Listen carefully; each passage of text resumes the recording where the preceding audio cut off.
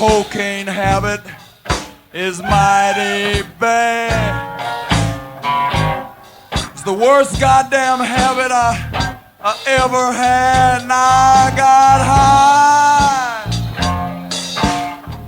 on that sweet cocaine.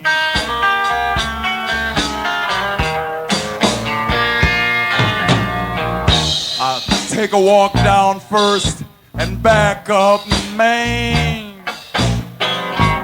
Try to find the guy that's selling them 75-pound grams of cocaine, and I'll get high.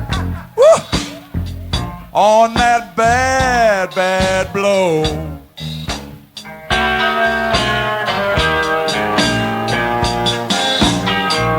Now, I'll take Sally and Larry Hill take Sue.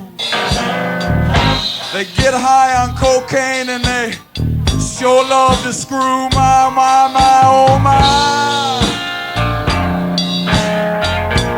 That bad, bad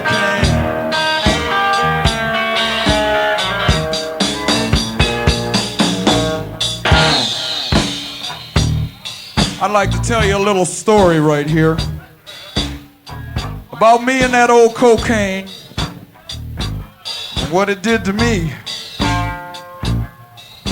It's a true story. Those are usually the best kind. It all started in the winter of '74. Things were kind of shitty around Detroit. I mean, gigs were far and few between. And, well, you know, a young man turns to alternative ways of generating income. And a guy called me up one day, a guy that I knew kind of well. We call them low riders, but we won't get into that. He said, Wayne, do you know where we can get some coke? And I said, is it about cash money? He said, yeah. I said, did you see the money? He said, yeah, the motherfucker's got $100 bills, a big wad like that of them. I said, well, if it's about cash money, I'll make some phone calls. See, when you're playing bands, you just happen to run into dope people. It's just kind of a fringe benefit. Well, I did this deal. It was real easy. We went out to this bar and met these gorillas. They were introduced to me as New York mob. And they looked like mobsters, acted like mobsters. They all kind of talk like this, you know, saying, Wayne, can we get some coke? I said, well, yeah. We hooked it up, sold them an ounce. It's real easy, just like that. Made $250 in about 15 minutes. I said, shit, this ain't bad. So time goes on, the winter goes on, and these people come back into town and they want to cop some more. So my man gets in touch with me and I hook it up. We sell them 2 ounces. Then they come back again and I sell them 4 ounces, and then back again and I sell them 6 ounces. It's starting to get good to me, I gotta admit. I'm thinking, shit, I can record the band, get some new clothes, pictures taken. This is all right. Well, this brings us in the chronology of events up to June of '75. And we're gonna do this good enough, sure enough, big time deal, see? I'm gonna sell them 11 ounces of raw coke for 18 thou. It's gonna be a good score. So I'll set the scene. Here we are in my apartment. We got all the dope here, you know. These gorillas are here, you know. Everything's kind of tense. Everybody's strapped, you know. Shit could get flaky, you know. Can't never tell. So this one motherfucker goes out. He says, I'm gonna go in the car to get the money, see?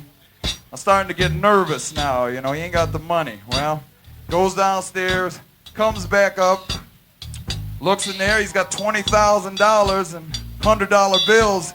I'm trying to look over at the money, you know. I figure as soon as I see the money, I know it'll be cool. I'm looking. I just happened to glance down the stairwell, and the dude left the door open down there. And I'm thinking, holy shit, this ain't right. Something smells funny. I look back to look at the money. I look back down, and there's about 15 motherfuckers coming up the stairs with big old magnums and 357s and 45s yelling police, and I turn around and here's this dude that I've been selling to, and he's got this big 45 and it's pointed right at my stomach, and I say, "Don't shoot!"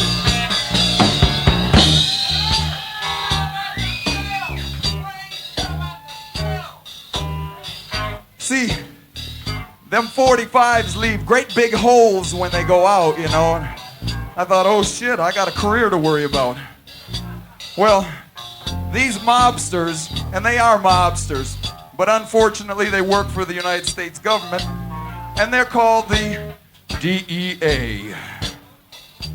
Okay, all right, now this is bringing us on up in our story to April 26th of 1976, and it's my day in court, and I'm standing in federal court, the Honorable Robert J. Damasio presiding, and he looks down at me and he says, "Wayne, boy, what am I gonna do with you?" He says, "What are you gonna be doing for the next few months, Mr. Kramer?" And I walk up big and tough and I say, "Playing for crippled children or anything to help humanity." He said, "That ain't good enough, buddy. I'm giving you 4 years. Take it down the line." So they sent me out to this prison they call Milan, and then they shipped me out to another one they call the Federal Correctional Institution in Lexington, Kentucky. And I stayed down there for much too long, hanging out with all sorts of head choppers and father rapers. Just a regular bunch of guys, you know. And I did my bit, you know, went on, learned how to get con-wise and make it past the administration, all that. And then the day came where I met the parole board, and they said, "Well, Kramer, we don't think you're that bad of a guy, so we're going to give you another chance." So then, on January 19th of 1978, they let me go.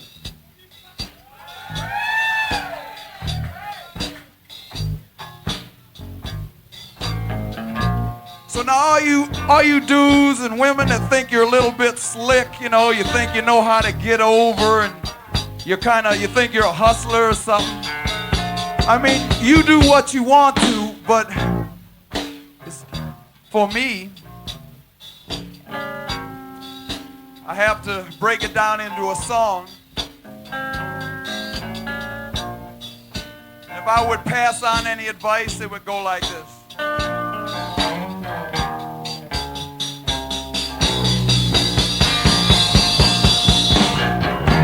Here's the thing about it.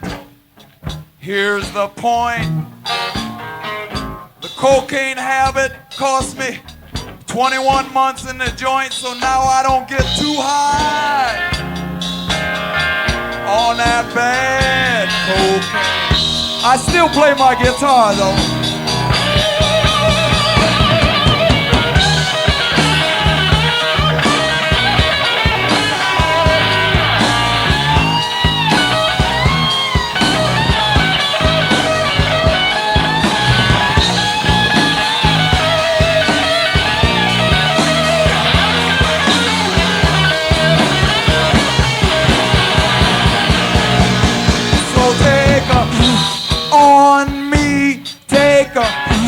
On me, everybody have a on me, and we'll get